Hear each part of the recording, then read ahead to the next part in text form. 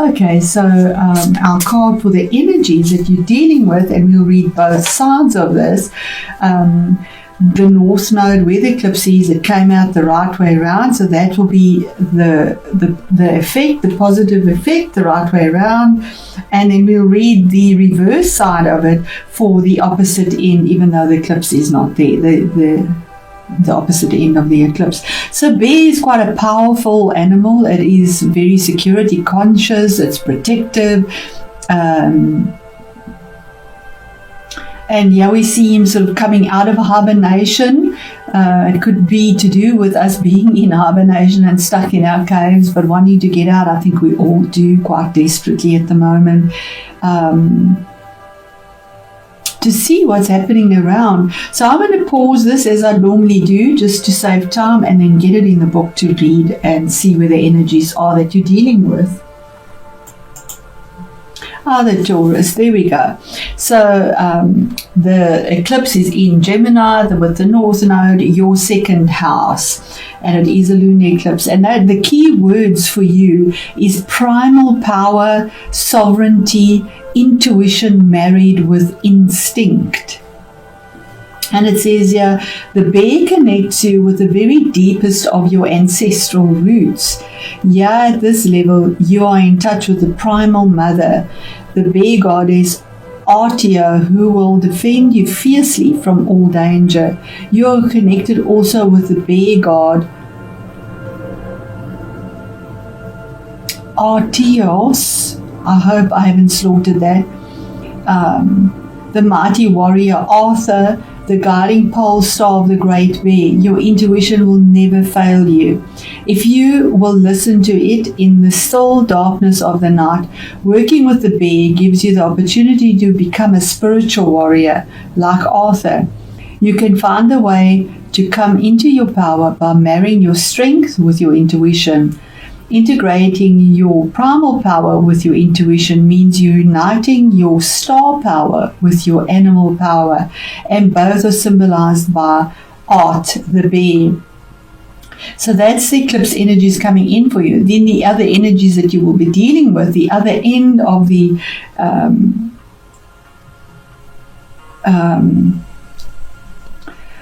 nodes, we have the North Node and the South Node, which is in Sagittarius, is the reverse meaning of this card. And this is a clear warning that you must not take, so this will be for the 8th house, because the right sideway is for the 2nd house.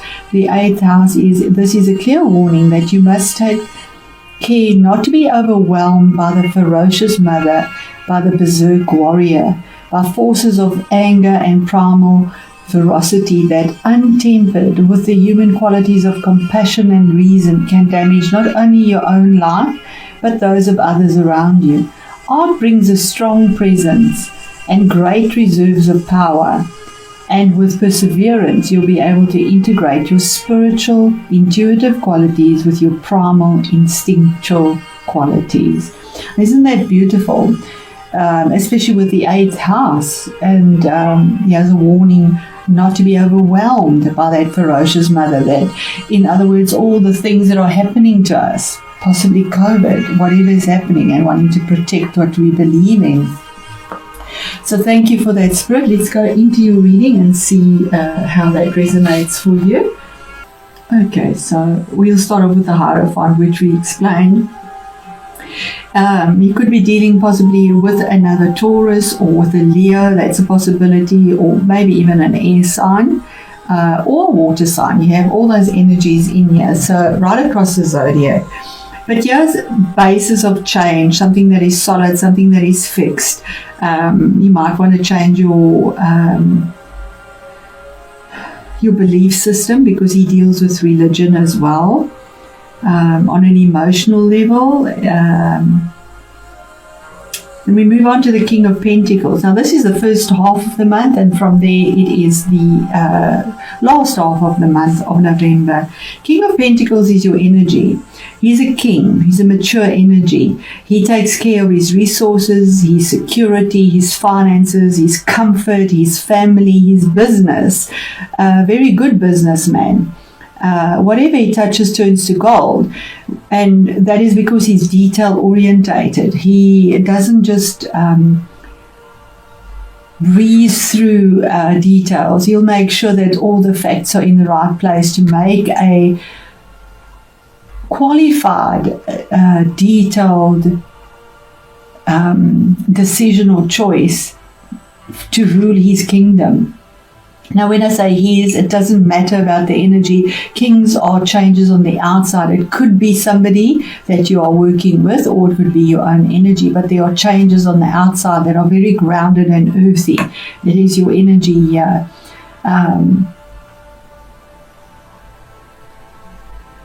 It could be about investment as well. That could be a possibility as well, because Pentacles is about finances. He's looking towards the future. He's got his scepter in his hand. He's made his decision and choice, and sitting there quite comfortably crossing his legs. He's done it. He's made his choice. He knows where he's going. And possibly by the new moon. And we do have a new moon. If I'm not mistaken, it'll be in Scorpio November.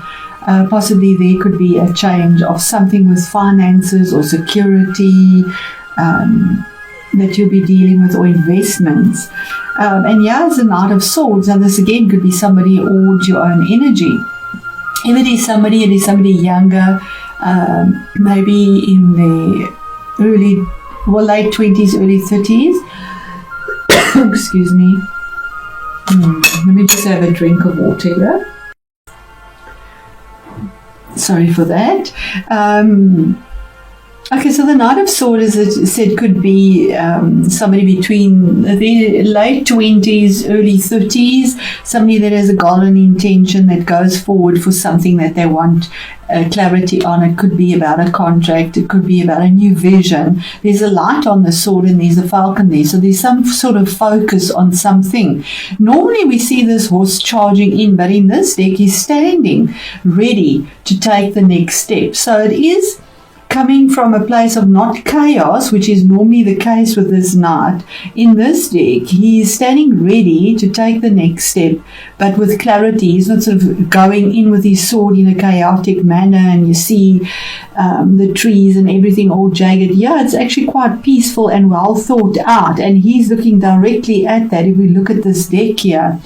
So this could be your own clarity of mind for some goal, something that you have set up and you have the clarity now, possibly a contract. It could be a new job, a new work, a new position, or new investment, or something that you're investing in, or a belief system. It could even be a relationship, because he's a priest. So that could be something to do with with traditional values, and he has this clarity of mind because we have the light on that sword lifted on high. The shield is on the back, so it's not protecting.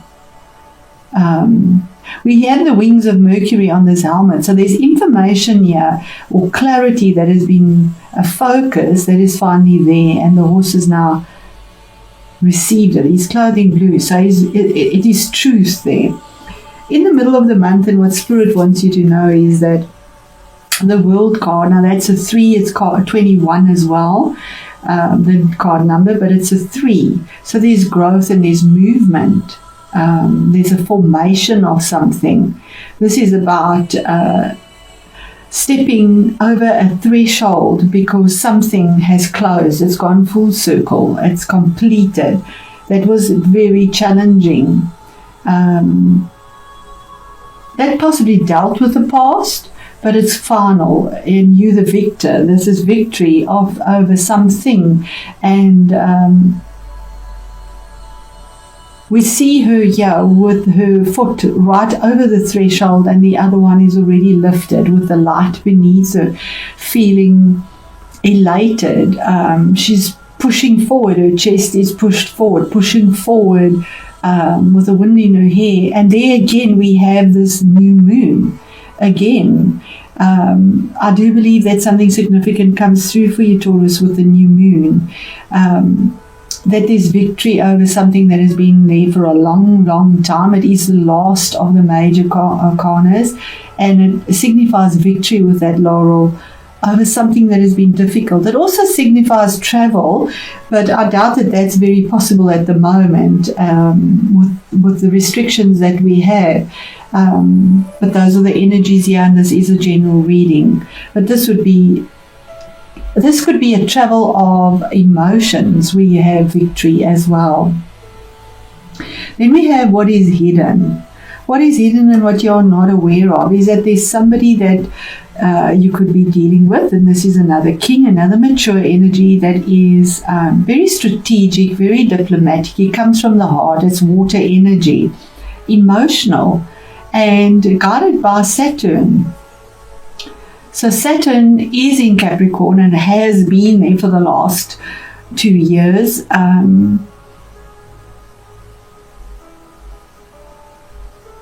And I just want to see where that falls for you. Hold on. Yes, Taurus, it is what absolutely got a field for you. And that Saturn, where Saturn is placed for you the last 2 years, is in the 9th house of higher learning, higher education, your belief systems, and also what you've endured and what you have set in stone basically now.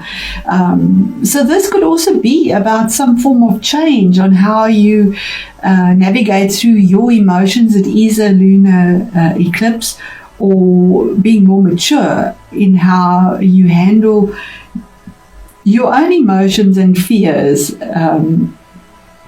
But it could be a person that you deal with as well. It would be mature energy, and as I say, being very strategic and diplomatic in the choices that are made to make changes on the outside. You have 2 kings here, for the better. And he's looking up towards this epiphany he's had and this victory, and this one is looking down towards what is coming, and she's looking as well. And the next card is the Tower. Now that's the challenge or the difficulty.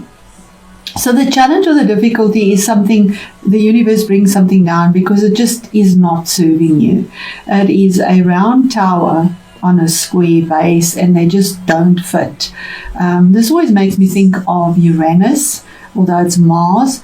And we have Mars in Aries, which is very strong, and Uranus is in your sign and has been there and will be there for quite some time still. So this is change that needed to come through, something that the rug had to be pulled out. It can be sudden and can be traumatic, but it's always for our improvement. And when you're looking at it there emotionally, Saturn has brought stability. It's something you can handle. It is an offer also by the looks of it. He has an offer of something in his hand, of emotional security that is brought through as this that doesn't serve you comes to an end, or there's a sudden epiphany of something that comes through that wasn't expected. It needn't always be traumatic, although the Tower is traumatic. I feel that it could be something that is just suddenly brought to you. And then we have the Strength card. Now the Strength is having, and she's looking at this, he's looking, so emotionally strong. He has the strength to have the conviction to stick to whatever it is that you need to do. And strength is all about having the courage from within, listening to your intuitive guidance, that gut feeling, and not just losing hope or faith and sort of going off and being fearful for the things that you feel threatened by, the beast or the lion, or the things that you are afraid of. Because the things you're afraid of, if you come across with grace and with patience and with understanding and intuition, that gentleness and love allows you to tame those beasts that you are carrying or fighting, or that you see is so significant in your face, and takes you through. In fact, he becomes your friend as you grow in the strength. You have the strength and the courage to do it as well. He's card number 8. 8 is a significantly strong number. It's a power number. The Tower is 16, which is 7. So it's a choice, a sacred choice that is made between emotions and the strength and courage to do what you need to do, because you have your epiphany here. This is such an exciting reading, so positive. So positive. It could have something to do with your home as well. It could be, it could relate to the weather. The Tower for me often comes up with home. Maybe you have an epiphany about home, something there that you need to have the strength to fix. It could do with water, because we have a storm and he has water there as well. And we do have quite crazy weather out there at the moment. So it could possibly be something like that as well. Because traditional values, it also deals with your property, your second house, but it is lunar, so the emotions around that. So Spirit, what is the further clarity, please, on the Hierophant for, there we go, information that is, it could be about a career or a new relationship, because it's fire, it's wands. The Princess of Wands is information that comes through that's very pleasant and warm, and it deals with fire, and fire reaches up all the time. There is no boundary. You could be dealing as well with a new relationship that comes through, that's set now. Investments would definitely come through as well, well-made investments, but it also could be dealing with children, maybe christening, baptism, anything like that. But it's very pleasant energy and news that comes through.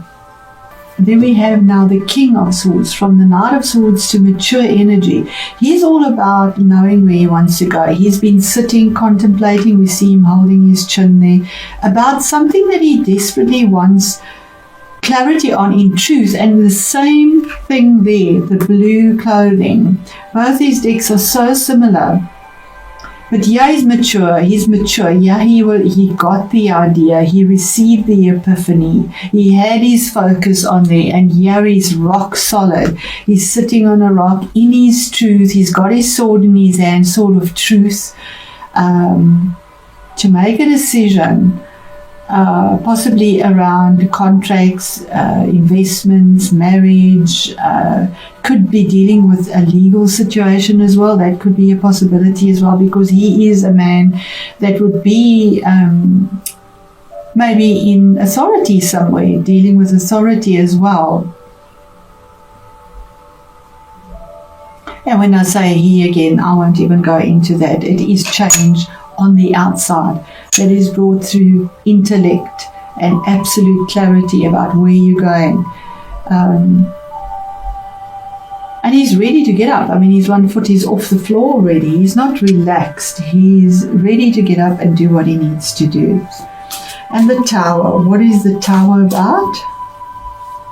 So this could be somebody in your life, or it could be your own energies, that you have this mature decision, clarity, whether you're male or female, that you make the choice, and the choice affects your outside world and the way you live or the way you work.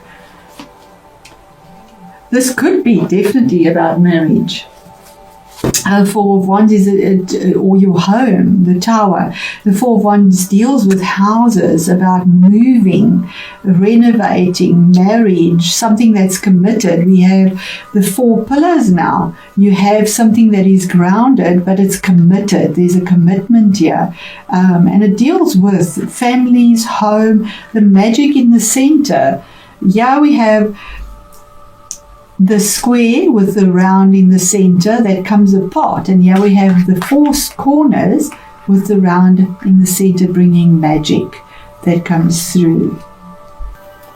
And your strength card, Spirit. What is the strength card? I know this is long, Taurus, but it is an eclipse reading, so it will always be a little bit longer. Strength is something that comes to an abrupt end, that you might feel a little bit betrayed about, or it was unexpected, or it was very difficult, or there was extreme conflict in this. It could have been a legal thing. It could also be health, maybe surgery. But this is almost the feeling of you were left out to die. Like the last sword was cast and you felt quite isolated and left,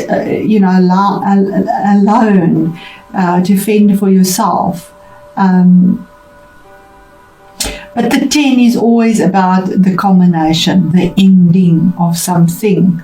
The last sword is cast, as I say. There is no more that can be done. It is done, it is dusted, it is finished.